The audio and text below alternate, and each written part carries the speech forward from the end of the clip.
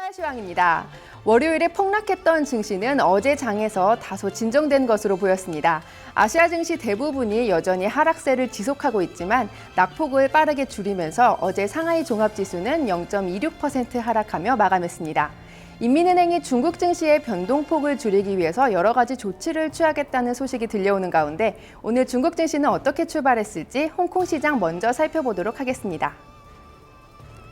네, 현재 홍콩 항생 종합지수는 0.14% 하락하면서 21,158.48포인트 지나고 있습니다.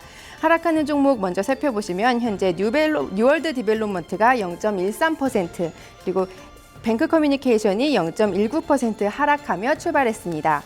상승하는 종목 가운데에서는 현재 센즈차이나가 2.12% 상승하며 출발했고 갤럭시 엔터테인먼트도 1.63% 상승하는 중입니다. 이어서 홍콩 H지수 살펴보도록 하겠습니다.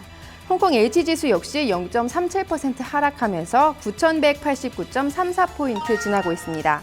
하락하는 종목 가운데는 뱅크 커뮤니케이션이 0.19%, 그리고 차이나텔레콤이 0.28% 하락하며 출발했습니다. 상승하는 종목도 함께 보시죠. 현재 칭타오 맥주가 1.9%, 그리고 GF증권이 0.93% 상승하면서 출발했습니다. 이어서 중국 본토 증시 살펴보도록 하겠습니다. 현재 중국 본토 증시 상하이 종합지수는 0.30% 상승하면서 3,310.20포인트 지나고 있습니다. 상하이 A지수도 이어서 살펴보도록 하겠습니다. 현재 상하이 A지수는 0.68% 상승하면서 3,464.72포인트 지나고 있고요. 대형주 위주로 구성되어 있는 상하이 180지수는 현재 0.44% 상승하면서 7,521.31포인트 지나고 있습니다. 마지막으로 중형주 위주로 구성되어 있는 상하이 180지수 보겠습니다. 상하이 380지수 보겠습니다. 현재 1.10% 상승하면서 6,181.80포인트 지나고 있습니다. 이어서 중국 관련 소식 외신 통해서 살펴보도록 하겠습니다. 첫 번째 소식입니다. 중국이 시장 유동성을 위해서 약 1,300억 원 이안의 자금을 공급했다는 소식입니다. 이를 통해서 월요일에 폭락했던 중국 증시를 안정시키겠다는 얘기인데요. 블룸버그 통신의 보도로 자세히 살펴보도록 하겠습니다. 현지 시간으로 5일 블룸버그 통신의 보도에 따르면 중국 중앙은행인 인민은행이 역환매 조건부 채권을 통해서 시장에 약 1,300억 원 이안의 자금을 공급했습니다. 이는 지난 월요일 폭락했던 중국 증시의 안정성을 확보하기 위한 것입니다. 인민은행의 이번 자금 공급은 작년 9월 이후 가장 큰 규모입니다. 역환매 조건부 채권은 시중에 유통되는 채권을 중앙은행이 구입해 시장에 자금을 공급하는 방식입니다.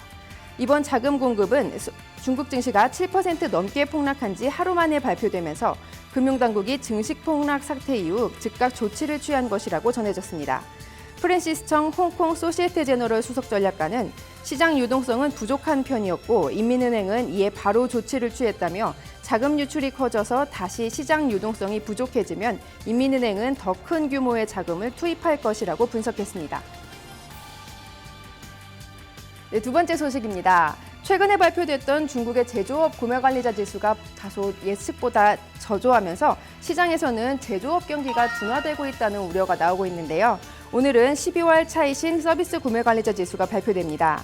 중국 정부가 소비와 서비스업을 통해서 중국 경제를 살리겠다는 의지를 여러 번 밝혀온 가운데 지난달 서비스업 경기는 어떻게 나올지 예측치와 전망, 뉴스마켓의 보도로 살펴보겠습니다.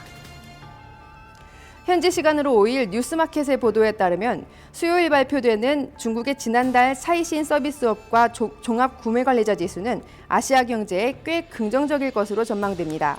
서비스업 구매관리자 지수는 판매와 고용, 재고, 가격 등의 변수를 추적해 민간 부문 경제를 가늠할 수 있는 지표입니다. 전문가들은 중국의 지난달 서비스업 경기가 괜찮은 성적을 보여줄 것이라고 분석하며 다소 저조했던 11월에 51.2에서 오를 수 있을 것이라고 기대했습니다. 12월 차이신 서비스업 구매관리자 지수의 전문가 예상치는 52.3입니다. 이 서비스업 구매관리자 지수가 예상치를 넘을 경우 제조업이 수개월째 위축세를 보이고 있는 상황에서 중국 경제에 긍정적인 신호로 작용할 수 있을 것으로 분석됩니다. 이상 중국 출발 시황이었습니다.